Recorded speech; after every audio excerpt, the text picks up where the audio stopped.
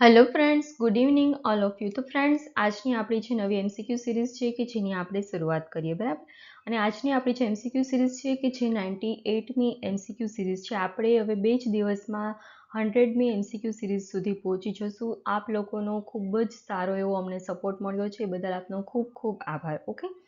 અને ફ્રેન્ડ્સ, હા, જે પણ લોકોએ આજનું આપણું જે કરંટ અફેરનો વિડીયો છે કે જે 7:30 વાગે અપલોડ થયેલો છે, બરાબર છે, નિયર અબાઉટ 7 વાગ્યાનો મેં તમને ટાઈમ આપેલો હતો, પરંતુ કંઈ ટેકનિકલ કારણોસર અપલોડ થતો નહોતો, એના લીધે થોડું ડિલે થયું છે, બરાબર છે.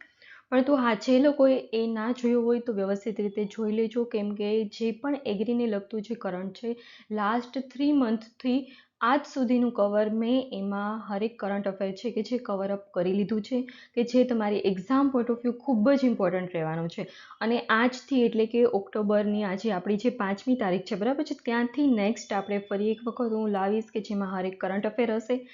એ બધું આપણે ફરી સ્પેશિયલી એગ્રી માટેનું જ એ આપણે કવરઅપ કરી લઈશું, બરાબર. પણ તો જે લોકોએ આજનું આપણો આ વિડીયો જે છે કરંટ અફેરનો સ્પેસિફિકલી એગ્રીકલ્ચર રિલેટેડ, તો એ ના જોયો હોય તો વ્યવસ્થિત રીતે જોઈ લો, કે જેથી કાલની પણ તમારી જે એક્ઝામ છે એસડીઓની એગ્રીકલ્ચર ઓફિસર, એમાં પણ કામ લાગે. પછી ત્યારબાદ જે નેક્સ્ટ આવવાની છે સીડ ઓફિસરની, એમાં પણ તમને હેલ્પફુલ થઈ શકે એટલા માટે, બરાબર છે.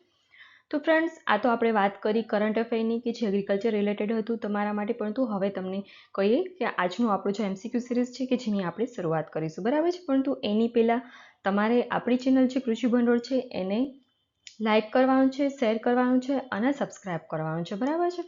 તો આપણે સ્ટાર્ટ કરીએ આજની આપણી એમસીક્યુ સિરીઝ. અને આપણો ફર્સ્ટ ક્વેશ્ચન છે કે નીચેના પૈકી કોણ બીજ માવજત માટે મહત્વપૂર્ણ હોય છે? તો આપણને ખ્યાલ છે આપણે કંઈ પણ પાકનું વાવેતર કરીએ તો એની પહેલાં આપણે બીજનો પટ આપતા હોઈએ છીએ, બરાબર છે. અને એ જે બીજનો પટ આપણે આપતા હોય છે તો એમાં આપણે એઝોટોબેક્ટર બેક્ટેરિયા છે કે જેનો આપણે ઘણી વખત યુઝ કરતા હોઈએ છીએ. ત્યારબાદ ઘણી વખત જૈવિક ખાતર યુઝ કરતા હોઈએ છીએ, ઘણી વખત બ્લુ ગ્રીન આરડી પણ યુઝ કરતા હોઈએ છીએ, બરાબર છે. એટલે આપણો રાઈટ આન્સર આવશે આપેલ તમામ, કેમ કે આ ત્રણેય વસ્તુ જે છે કે જેનો આપણે બીજને માવજત આપવા માટે ઉપયોગ કરતા હોઈએ છીએ, બરાબર છે. ત્યારબાદ આપણો નેક્સ્ટ ક્વેશ્ચન છે, ભાલિયા ઘઉંને બીજા કયા ઘઉં તરીકે ઓળખવામાં આવે છે? તો ભાલિયા ઘઉંની વાત કરવામાં આવે છે. તો ભાલિયા ઘઉં જે છે કે જે ગુજરાતના ઘઉં છે એને જીઆઈ ટેગ પણ મળેલો છે. અને આ સ્પેસિફિકલી જે ભાલિયા ઘઉં છે કે જે ભાલિયા વિસ્તારમાં થાય છે, બરાબર છે. અને આ જે ભાલિયા વિસ્તાર છે કે જે અમદાવાદથી સુરેન્દ્રનગર જિલ્લામાં પણ ઘણા વિસ્તારો સુધી, મતલબ આખો પથરાયેલો પટ છે, બરાબર છે, ભાલિયા ઘઉં માટે જે પ્રખ્યાત છે. અને આ જે ભાલિયા ઘઉં છે કે જેને આપણે દાવખાની ઘઉં તરીકે પણ ઓળખતા હોઈએ છીએ, બરાબર. છાસિયા ઘઉં તરીકે ઓળખતા હોઈએ છીએ, દાવખાની ઘઉં તરીકે ઓળખતા હોઈએ છીએ ભાલિયા ઘઉંને, બરાબર. અને આખા ઇન્ડિયાની જો આપણે વાત કરીએ તો માત્ર ગુજરાતમાં અને એમાં પણ જે આપણો ભાલ પ્રદેશ છે ત્યાં જ માત્ર ને માત્ર આ જે ભાલિયા ઘઉં હોય છે કે જેનું પ્રોડક્શન થતું આપણને જોવા મળતું હોય છે, બરાબર છે. અને આ જે ભાલિયા ઘઉં છે મેં તમને અગાઉ પણ જણાવ્યું છે કે જે જીઆઈ ટેગ મળેલો છે. આપણે ગુજરાતમાં જો જીઆઈ ટેગની વાત કરવામાં આવે તો ભાલિયા ઘઉંને જીઆઈ ટેગ મળેલો છે. ત્યારબાદ ગીરની કેસર કેરી છે એને જીઆઈ ટેગ મળ્યો છે. અને રિસેન્ટલી હમણાં જ જે આપણે કચ્છની ખારેક છે એને પણ જીઆઈ ટેગ મળેલો છે, બરાબર છે. એટલે જીઆઈ ટેગવાળી આ 3 વસ્તુ છે કે જે આપણા ગુજરાતમાં આપણને જોવા મળે છે. ઓકે. ત્યારબાદ આપણો નેક્સ્ટ ક્વેશ્ચન છે, સઘન ખેતી એ ભારતના કયા રાજ્યમાં કરવામાં આવે છે? તો સઘન ખેતીની અહીં વાત કરેલી છે. તો જો જે સઘન ખેતી છે કે જે ભારતના કયા રાજ્યમાં કરવામાં આવે છે, તો આપણને ફોર એક્ઝામ્પલ આન્સર ખબર નથી તો આપણે કેવી રીતે એલિમિનેટ કરી શકીએ જો આપણે વિચારીએ. ચલો આજે આપણે એ તમને હું થોડી ટ્રીક સમજાવું. આપણને ખ્યાલ છે 4 ઓપ્શન આવ્યા, બરાબર છે. આનો આન્સર તમને પણ નથી આવડતો, મને પણ નથી આવડતો, આપણે એવું ધારી લઈએ. તો રાજસ્થાન છે, આપણને ખ્યાલ છે કે જ્યાં રણ વિસ્તાર આવેલો છે, તો સઘન ખેતી તો ત્યાં પોસિબલ નથી. ત્યારબાદ મધ્યપ્રદેશ છે કે જ્યાં ખૂબ જ ફોરેસ્ટ એરિયા આવેલો છે, તો ત્યાં પણ સઘન ખેતી પોસિબલ નથી. ત્યારબાદ છે ગુજરાત, તો ગુજરાતમાં છે આપણને ખ્યાલ છે કચ્છ વિસ્તાર છે કે જે રણપ્રદેશ જેવો ધરાવે છે, સૌરાષ્ટ્ર વિસ્તાર છે કે જે સારી એવી ફળદ્રુપ જમીન ધરાવે છે. આપણે નોર્થ ગુજરાતની વાત કરીએ કે સાઉથ ગુજરાતની વાત કરીએ તો એમાં પણ નોર્થ ગુજરાતમાં થોડા ઘણા એવા ડિસ્ટ્રિક્ટ છે કે જ્યાં એની જમીન છે કે જે થોડીક પ્રોબ્લેમેટિક જેવી છે. પરંતુ સાઉથ ગુજરાતની વાત કરીએ તો ત્યાં પણ સારી એવી છે કે જ્યાં ફળ પાકો આપણે સારું કરી શકીએ એ ટાઈપની જમીન છે. એટલે આ બધી વસ્તુ આપણે એલિમિનેટ કરી નાખીએ તો આપણો રાઈટ આન્સર આવે કેરળ. બરાબર છે કે કેમ કે કેરળની જે જમીન છે કે જે આપણે સઘન ખેતી તરીકે યુઝ કરતા હોઈએ છીએ, મતલબ કે મોસ્ટલી જે સઘન ખેતી હોય છે કે જે કેરળમાં થતી આપણને જોવા મળતી હોય છે. ત્યારબાદ આપણો નેક્સ્ટ ક્વેશ્ચન છે, જુવારનું સૌથી વધુ ઉત્પાદન અને વાવેતર કયા રાજ્યમાં થતું હોય છે?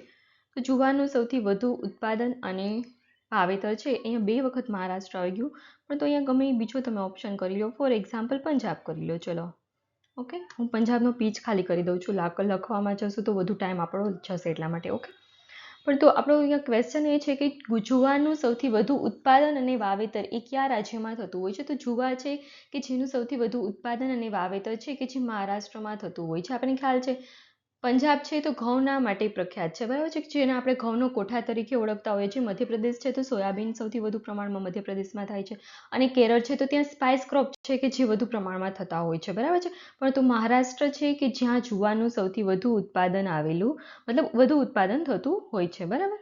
ત્યારબાદ આપણો નેક્સ્ટ ક્વેશ્ચન છે, દાંડી એ કયા પાકની સુધારેલી જાત છે? તો દાંડી જે છે કે જે ડાંગરના પાકની સુધારેલી જાત છે, બરાબર. એટલે આપણો રાઈટ આન્સર આવશે એ. દાંડી એ ડાંગરના પાકની સુધારેલી જાત છે. ઓકે, ત્યારબાદ નેક્સ્ટ ક્વેશ્ચન છે, ગુલ્લી દંડા પ્રકારનું નીંદણ એ કયા ધાન્ય પાકમાં જોવા મળે છે? તો ગુલ્લી દંડા પ્રકારનું જે નીંદણ છે કે જે ઘઉંનો આપણો પાક છે કે જ્યાં આપણને જોવા મળે છે. એટલે આપણો રાઈટ આન્સર આવશે સી, ઘઉં, બરાબર છે. આ જે ઘઉંનો છોડ છે કે જ્યાં આપણને ગુલ્લીદંડા પ્રમાણનું નીંદણ હોય છે કે જે જોવા મળતું હોય છે. ઓકે, ત્યારબાદ આપણો નેક્સ્ટ ક્વેશ્ચન છે, કયા ધાન્યને અંગ્રેજીમાં ફિંગર મિલેટ આવશે? મિનિટ નહીં, મિલેટ, બંનેમાં મિનિટ જ થયું છે, પણ ફિંગર મિલેટ આવશે. ઓકે, મિલેટ જે પતલા અથવા તો નાના જે ધાન્ય હોય કે જેને આપણે મિલેટ તરીકે ઓળખતા હોઈએ છીએ. એટલે આપણો રાઈટ આન્સર આવશે અહીંયા રાઈટ આન્સર નહીં, પણ અહીંયા મિનિટની જગ્યાએ મિલેટ આવશે.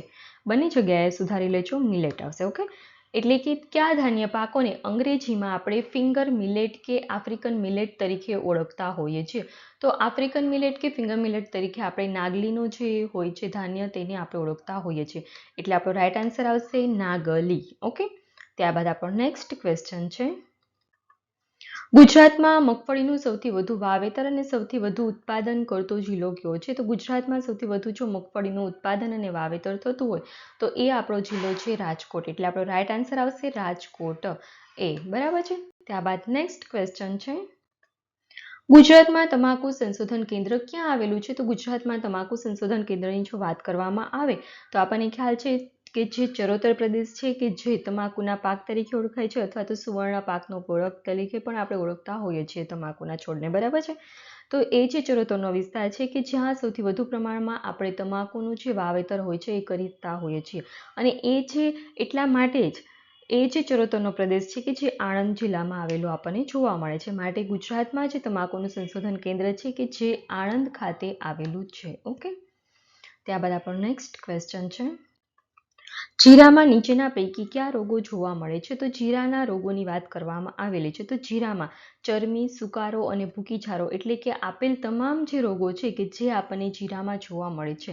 અને આ જે જીરામાં સૌથી વધુ રોગ આવે એનું મુખ્ય કારણ શું છે? તો કે ધુમ્મસ, જે આપણને સવારના પરમાં જે આપણું ધુમ્મસ જેવું વાતાવરણ જોવા મળતું હોય છે, એ જે ઝાકળ આપણે કહેતા હોઈએ છીએ, બરાબર. એ જે ઝાકળ છે કે જે જીરાના પાકમાં ખૂબ જ નુકસાન કરે છે. મતલબ કે જો ઝાકળ આવી જાય તો એના લીધે જીરાના પાકમાં કેટલા પણ એવા જીવજંતુ છે અથવા તો રોગ છે કે જે આવવાની શક્યતાઓ છે કે જે વધી જતી હોય છે. એટલે જીરાના પાકમાં જો ઝાકળ આવે તો ખૂબ જ નુકસાન કરે છે, બરાબર છે. અને જીરામાં આપણે રોગનું પૂછ્યું તો ચરમી, સુકારો, ભૂકીછારો આ ત્રણેય રોગો છે કે જે આપણને જીરામાં જોવા મળતા હોઈએ છે. ઓકે, ત્યારબાદ નેક્સ્ટ,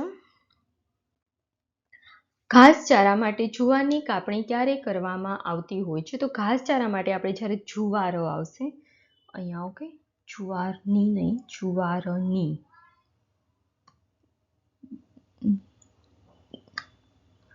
અહીંયા આવશે જુવારની. ઓકે, જે જુવાર હોય છે કે જે આપણે ઘાસચારા માટે સ્પેશિયલી આપણે મતલબ ઉગાવેલી હોય છે. ઓકે, તો એ જે ઘાસચારા માટે આપણે જુવાર ઉગાવેલી હોય છે એને આપણે કયા સ્ટેજે પહોંચી કે જ્યારે આપણે કાપણી કરવામાં આવતી હોય છે અને એ જે જુવાર હોય છે કે જે આપણે ઘાસચારા માટે ઉપયોગમાં લેતા હોઈએ છીએ. તો સામાન્ય રીતે જે જુવાર હોય છે ઘાસચારા માટે આપણે જે ઉપયોગમાં લેવા માટે વાવતા હોય છે એ ફૂલ અવસ્થાએ એટલે કે 50% જ્યારે ફૂલ અવસ્થાએ આવે ત્યારે આપણે એનું જે વાવેતર હોય છે એ કરતા હોઈએ છીએ. મતલબ કે ઘાસચારાની જે જુવાર હોય છે કે જે 50% ફ્લાવરિંગ સ્ટેજ એનું આવી ગયું હોય ત્યારે આપણે એનું કાપણી કરતા હોઈએ છીએ. ઓકે, અને એ કાપણી હોય છે કે જેને આપણે પશુને ઘાસચારા માટે યુઝ કરતા હોય છે. ઘણી વખત આપણે પશુ હોય છે કે જેને આપણે લીલી જુવાર જ ખવડાવતા હોય છે, ઘણી વખત એને ડ્રાય કરીને પણ ખવડાવતા હોઈએ છીએ. બરાબર છે, આપણે એ બધું જે આવે છે ને એનિમલ હસબન્ડરીમાં એ બધું બરાબર છે કે જે આપણે સૂકવીને રાખતા હોય ને ત્યારબાદ જે પશુને ખવડાવતા હોય કે જેને આપણે હે તરીકે ઓળખતા હોઈએ છીએ. બરાબર છે, આપણે આગળ જોવું એના વિશેનું ભણશું. ઓકે, ત્યારબાદ નેક્સ્ટ, રાઈની વાવણી સામાન્ય રીતે કયા મહિનામાં થતી હોય છે? તો રાઈની વાવણીની જો વાત કરવામાં આવે તો સામાન્ય રીતે એ ઓક્ટોબર મહિનામાં થતી હોય છે. ઓકે, રાઈ આપણે ઓક્ટોબર મહિનામાં વાવણી એની કરતા હોઈએ છીએ. ત્યારબાદ આપણો નેક્સ્ટ ક્વેશ્ચન છે, કપાસની એક ગાડીએ કેટલા કિલોગ્રામ કપાસ થતો હોય છે? બરાબર, એક ગાસડી આવશે, ગાસડી, કેમ વચ્ચે આ છે એકક શબ્દ ભૂલાઈ ગયો છે, ગાસડી. ઓકે, કપાસની એક ગાસડીએ કેટલા કિલોગ્રામ થતું હોય છે? ગાસડી. ઓકે, તો કપાસની જો આપણે ગાસડીની વાત કરીએ તો કપાસની એક ગાસડી એ 170 કિલોગ્રામ કપાસ હોય છે કે જે થતું હોય છે ગાસડી. ઓકે, થોડુંક આમાં લખવામાં વ્યવસ્થિત રીતે ફાવતું નથી તો તમે લોકો થોડું એડજસ્ટ કરજો. ઓકે,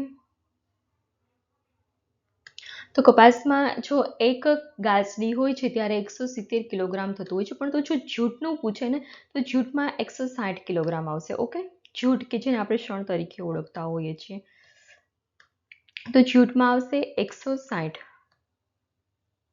ઓકે, જૂટમાં કેટલું આવશે? 160, અને કપાસની વાત કરવામાં આવે તો 170.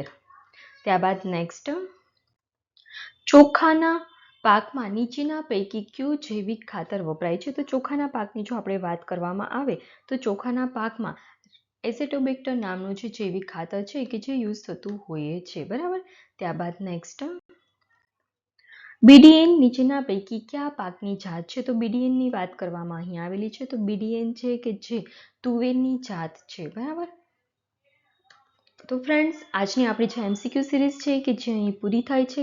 આપણે કાલે ફરી મળીશું નવી એમસીક્યુ સિરીઝ સાથે. અને મેં તમને જે આપણું કરંટ અફેરનો લેક્ચર હતો એમાં પણ મેં તમને જણાવેલું હતું કે તમે કરંટ અફેરનો આપણો જે આજનો લેક્ચર છે વ્યવસ્થિત રીતે તમે જોજો, કારણ કે કાલે અને એના પછીના દિવસે 2 દિવસ કન્ટિન્યુ જે આપણી એમસીક્યુ સિરીઝ હશે એમાં કરંટ અફેરને જે પણ રિલેટેડ ક્વેશ્ચન હશે કે જે હું કવર અપ કરીશ. એનું રીઝન શું છે કે તમે આજે આખો લેક્ચર જોશો કરંટ અફેરનો. બરાબર છે, અને એ લેક્ચરમાંથી તમે કાલ અને એના પછીની જે એમસીક્યુ સિરીઝ હશે એમાં હું એ જ કરંટ અફેરના ક્વેશ્ચન લઈને આવીશ કે જેથી તમને પ્રેક્ટિસ થાય. એના લીધે તમે આજે લેક્ચર જોશો, કાલે એમસીક્યુ સોલ્વ કરશો અને એના પછી એમસીક્યુ સોલ્વ કરશો. એટલે 3 દિવસ સુધી કન્ટિન્યુ તમે આ વસ્તુ કરશો તો તમને જે પણ આપણું કરંટ છે એગ્રીને લગતું એ વ્યવસ્થિત રીતે ક્લિયર થઈ જશે અને એ એક્ઝામ પોઈન્ટ ઓફ વ્યૂ પણ તમારા માટે ખૂબ જ ઇમ્પોર્ટન્ટ રહેશે એટલા માટે. ઓકે, તો ફ્રેન્ડ્સ ફરી મળીશું, ત્યાં સુધી થેન્ક યુ.